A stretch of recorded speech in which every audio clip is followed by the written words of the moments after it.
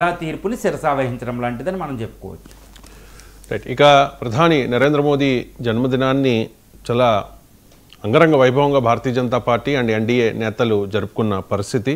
So మన దేశంలోని వివిధ రాజకీయ పార్టీల అధినేతలే కాదు, ప్రపంచవ్యాప్తంగా సూపర్ పవర్లైన రష్యా, అమెరికాల అధినేతలు కూడా, ట్రంప్, పుతిన్లు కూడా స్పెషల్గా మోదీకి బర్త్డే విషెస్ చెప్పారు. వాళ్ళతో పాటు చాలా దేశాల అధినేతలు కూడా, ప్రధానులు, ప్రెసిడెంట్స్ కూడా విషెస్, స్పెషల్ విషెస్ చెప్పిన పరిస్థితి. అంటే ఈ లిస్ట్ చూస్తే ఫేస్ ఆఫ్ ద నేషన్ అంటే ఇండియాకి ఫేస్ మోదీయే అయ్యారని అనుకోవాలా? సుదీర్ఘ భారతదేశ చరిత్రలో మోదీ స్థానం ఏంటి అంటే ఏం చెప్తారు? ఎస్ అండి, ఇప్పుడు Modi is India, India is Modi ఇలా అయిపోయిందా అనిపించే విధంగా ఇప్పుడు చరిత్రలో మోడీ స్థానం ఏంటి? సుదీర్ఘ భారతదేశ చరిత్రలో, ఇది ఇండిపెండెంట్ హిస్టరీలో కూడా కాదు, సుదీర్ఘ భారతదేశ చరిత్రలో మోడీ స్థానం ఏంటి? ఎందుకంటే ఒక మోడీమయం, గత 2 రోజులుగా మనం చూస్తుంటే మోడీమయం, ఏదో సూపర్ పవర్స్ వ్లాడిమిర్ పుతిన్ నుంచి చూడండి, అమెరికా అధ్యక్షుడి నుండి యూరోపియన్ కంట్రీసు, ఆస్ట్రేలియా, ఇజ్రాయిల్, ఇలా డజన్ల కొద్దీ దేశాధినేతలు, ఇంక్లూడ్ ఇటాలియన్ ప్రైమ్ మినిస్టర్ కూడా, డజన్ల కొద్దీ దేశాధినేతలు భారత ప్రధాని నరేంద్ర మోడీ గారికి బర్త్డే విషెస్ చెప్పడానికి పోటీలు పడిపోయారని చెప్పొచ్చు. అలా ఉంది. ఇండియాలో కూడా మోడీ పేరుని ఎన్ని రక్తదాన శిబిరాలు ఎంత జరిగిందో మనం చెప్పుకోవచ్చు అనమాట. ఇక మోడీ ఏంటి, అసలు ఆయన స్థానం ఏంటి అనేది మనం ఇక్కడ చూడాలండి. ఎందుకంటే ఈరోజు మోడీ స్థానం ఏంటి అనేది పరిశీలించడమే ఒక పెద్ద విషయం కాదు. ఎందుకంటే కానీ ఎప్పుడు కూడా ఒకటి, ఇండియా ఈజ్ ఆల్వేస్ ఇంపార్టెంట్. భారతదేశం అనేది ఒక వ్యక్తికి మించినది, ఒక జనరేషన్కి మించింది. గత ఆల్మోస్ట్ 10,000 సంవత్సరాలుగా ఒక నిరాటంకమైన సంస్కృతి, ఒక లివింగ్ సివిలైజేషన్. గుర్తుపెట్టుకోవాలి, అంత సజీవ సంస్కృతులు అక్కడ చైనా ఉంటే ఇండియా ఉంటుంది. ప్రపంచంలో ఎక్కడ ఈ భూమి మీద సజీవ సంస్కృతులు లేవు. ఇంతటి సజీవ సంస్కృతులు ఎంతటి మహాపురుషులు చూశారండి, ఎంతటి మహాపురుషులు చూసినాయి. భారతదేశమే చూసుకుంటే ఒకే అశోకుడు, ఇప్పుడు రాముడు, కృష్ణుడు లాంటి అవతార పురుషులు, బుద్ధుడు లాంటి అవతార పురుషులు పక్కన పెడితే ఇంకా మానవ మాతృలుగా మనం చూసే అశోకుడు, ద గ్రేట్ అశోకాది గ్రేట్, జీసస్ కంటే 230 సంవత్సరాల ముందు పుట్టిన అశోకుడు స్థానం ఎలాంటిది ఇండియాలో చూసుకోవాలి. ఇక సముద్రగుప్తుడని, గొప్ప కనిష్కుడని, గొప్ప నేతలు ఉంటారండి మన ఇండియాలో. వాళ్ళంతా నేతలే. మహాత్మా గాంధీ తిరుగులేని నేత ఈ విషయంలో, ఎవరు ఒప్పుకోకపోయినా. నెహ్రూ, తర్వాత గత 18, మోడీకి ముందు గత 17 మంది ప్రైమ్ మినిస్టర్లు కూడా ఏమేం చేశారు ఇండియా కంటే. ఒకసారి 1971కి వెళ్దాం.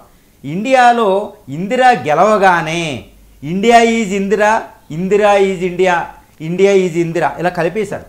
ఇండియా అంటేనే ఇందిరాగాంధీ చూపించారన్నమాట. తర్వాత ఇందిరాగాంధీ ఎమర్జెన్సీ పెట్టాక, ఇందిరాగాంధీ చనిపోయిన తర్వాత ఇందిరా స్థానం ఇప్పుడు మనం పరిశీలిస్తే ఎలా ఉంది?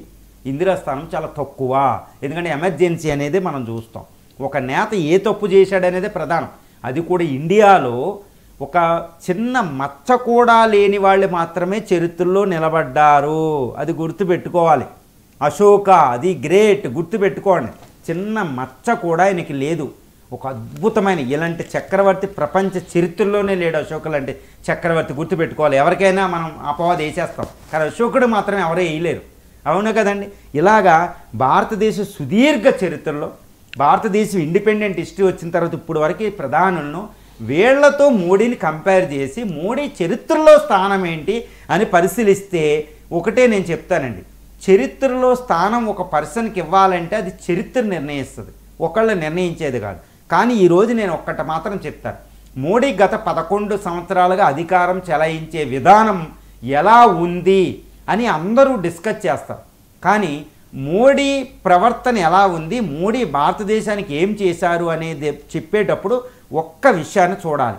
దేన్ని ప్రాతిపదికగా చేసుకుని ఈయన స్థానాన్ని చరిత్రలో పెట్టాలి అంటే భారత రాజ్యాంగాన్ని ప్రాతిపదికగా చేసుకుని అనేది మాత్రం నేను అబ్జల్యూట్గా చెప్తాను. భారత రాజ్యాంగం ప్రకారం ఈయన నడుచుకున్నారా అంతే విషయం. భారత రాజ్యాంగం ప్రకారం భారత రాజ్యాంగ లక్ష్యమైన సామాజిక న్యాయానికి ఈయన పాటుపడ్డారా అంతే. భారత రక్షణకు ఆయన పాటుపడ్డారా, భారత సంస్కృతిని, ఇప్పుడు భారత సంస్కృతి లక్షణం అంటే ఏంటి అనేది అంటే భారత రాజ్యాంగంలో ఉంటుందండి.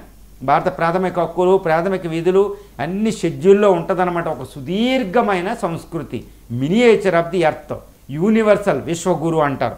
ఇలాంటి స్థానానికి ఆయన పాటుపడ్డారా, మరి ఏదైనా తేడా వచ్చిందా, ఇవన్నీ మనం చూడాలి. కాబట్టి Modi is India, India is Modi అనేది ఆ విధంగా ఉండకూడదు. పర్సనల్ కల్ట్ ఉండకూడదు. వ్యక్తి ప్రధానం కాదు ఇండియాలో, వ్యక్తి కాదు. కానీ వ్యక్తి చేస్తే మాత్రం ఆయన నిష్పాక్షపాతంగా చేస్తే ఒక అద్భుతం. ఇప్పుడు రాముడు మించిన చక్రవర్తి లేరు అంటాం మనం. కానీ రాముడు ఎప్పుడు కూడా తన వ్యక్తిత్వం చూసుకోలే. అక్కడ ఉన్న ధర్మం ప్రకారం నడుచుకున్నాడా లేదనేది చూస్తాడు. ధర్మానికి రాముడు ఏడ్చిన క్షణం ఒకటి ఉంటుందండి. రాముడు ఎప్పుడు ఏడుస్తాడు అంటే, బాధపడతాడు అంటే, శోకిస్తాడు అంటే ధర్మాన్ని తప్పునప్పుడు అంట. కానీ ఆయన స్థానం ఆయనకి ఎప్పుడూ జరగలే. అశోకుడు కూడా ధర్మాన్ని తప్పినప్పుడు బాధపడతాడంట.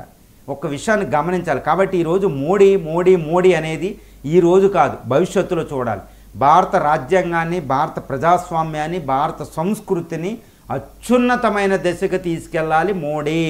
కేవలం హిందూ మతాన్ని కాదు. ఎందుకంటే భారతదేశం అనేది అన్ని మతాల సమ్మేళనం. అసలు భారతదేశ సంస్కృతికి మతాలు, వందల మతాలు చూస్తుంది ఈ భారత సంస్కృతి. భారత సంస్కృతి కొన్ని కల్చర్స్ని చూస్తుందండి. ఎన్నో వేల సంస్కృతులు పుడుతూ వెళ్తూ ఉంటాయి. కానీ ఇది ఒక సివిలైజేషన్. ఎందుకంటే భారతదేశం అనేది ఒక నిరాటంకమైన నాగరికత. ఇది సంస్కృతి కాదు. వేల సంస్కృతులు ఉంటాయి, పుడతాయి, వస్తాయి, వెళ్తూ ఉంటాయి. ఈ నాగరికత వేల మతాలను చూస్తుంది. ఈ నాగరికత వేల సంస్కృతులను చూస్తూ ఉంటుంది. ఇలాంటి సంస్కృతుల్ని నాగరికతకు అనుకూలంగా ఆయన ప్రవర్తిస్తున్నారా లేదా అనేది ఒక basic question before the Indians అండి. ఈ విషయాన్ని గమనించి, కాబట్టి చరిత్ర మోడీకి స్థానం ఇస్తుందా అంటే మనం అప్పుడు ఆలోచించాలి. ఒక్కసారి ఈయన పదవిలో ఉన్నప్పుడు మీడియా అంతా ఎవరికైతే వాడుకుంటుందో మనకు తెలిసి మీడియా ఎవరి వాయిస్లో మాట్లాడద్దు, ఎవరు మాట్లాడతారో తెలియదు. మేధావులు మౌనంగా ఉంటారు. చాలా మేధావులకి అసలు స్థానమే ఉండదు. మరి ఇవన్నీ ఏం జరుగుతుంది? అపోజిషన్ ఏం చేస్తుంది? ఇవన్నీ ప్రజాస్వామ్యంలో వ్యక్తికి గౌరవం ఇవ్వకూడదు. ప్రజాస్వామ్యంలో వ్యక్తికి విలువ ఉండదు. రాజ్యాంగానికే విలువ ఉంటుంది, ధర్మానికే విలువ ఉంటుంది. అది కూడా భారతదేశం లాంటి అద్భుతమైన నాగరికతలో ఈ విషయాన్ని మనం పరిగణించాలి. రైట్ అండి. థ్యాంక్ యూ సో మచ్ ఎంజీరావు గారు. చాలా అంశాలకు సంబంధించి చాలా డీటెయిల్గా విశ్లేషణ అందించిన